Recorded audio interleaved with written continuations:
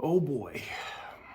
It seems John Elkann is done with American dealers playing games.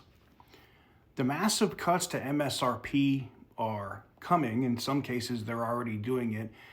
I've done a few interviews with Bloomberg.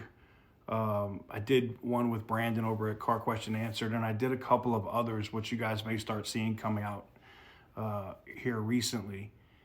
As the inside sources, not just mine, have also confirmed that. And there's massive rebates available to dealers now. And what these dealers are doing are they're keeping the rebates, which this is nothing new, but they're also keeping the older MSRP. Like there's an updated MSRP or an updated price for these vehicles, but you have unscrupulous dealers keeping the old price, trying to get consumers to be suckered in to pay more and taking advantage.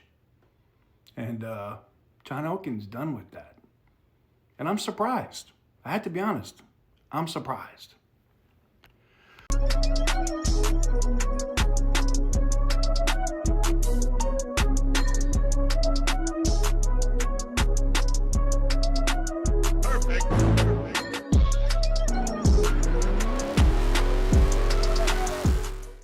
Welcome on back to TK's Garage, and welcome on back here to another video. But yeah, I gotta be honest, I'm a little shocked at John Elkann's stewardship of Stellantis since he kicked Carlos Tavares square in the ass out of the company.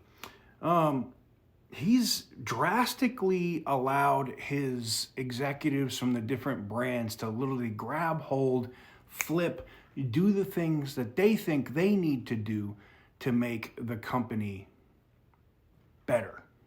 And that's happened. We've seen it already with Tim Kuniskis with some of the stuff that they're putting forward, from street trucks to bringing back a TRX, Hellcats for 2026 for Ram, the Ram Durango. The Hellcat Durango being extended out through 2026 and more.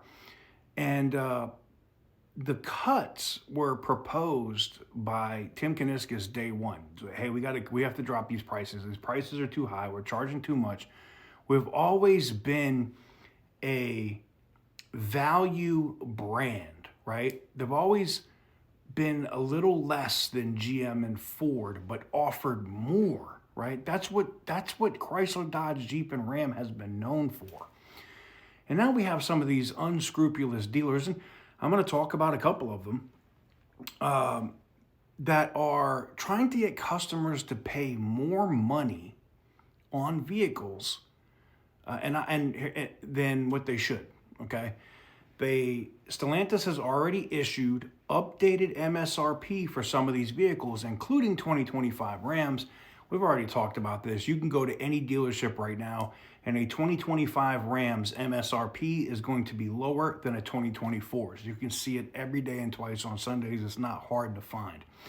What's interesting is some of these dealers, and I'm talking about David Stanley in Oklahoma City. Yep, I'm talking about Antioch Chrysler Dodge Jeep Ram in California. I'm talking about Napleton's in Illinois, Chrysler Dodge Jeep Ram.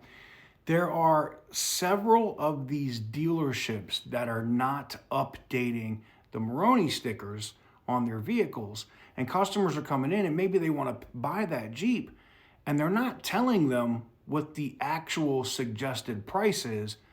And now this is also not 100% on the dealer. It's also on the consumer. It's on the customer. Always do your research before you go to a dealership. Know how much the vehicle is. Google is your friend. Look and see what the invoice price is, or around what the invoice price is, so you know what the dealer paid for it before you go in there and try to negotiate a deal. Some people are just dumb. They're excited because they have credit. They go in and they're like, oh, I can get a vehicle. I can go get this Jeep. I can go get this Ram. I can go get whatever. And here we go.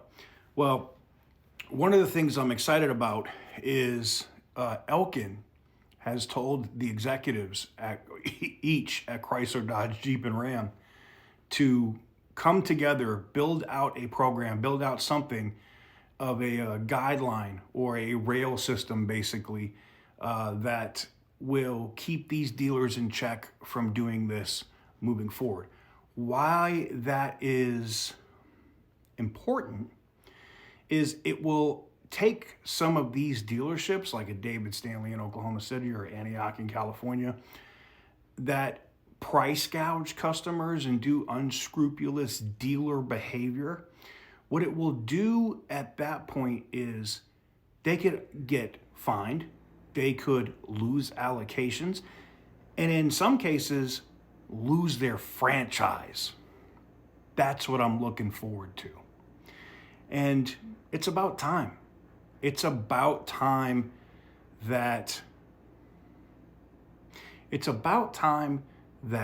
the company, granted, the dealers are Stellantis' customer. We know this. But it's time that Stellantis looks out for its very end user, okay? And that's us.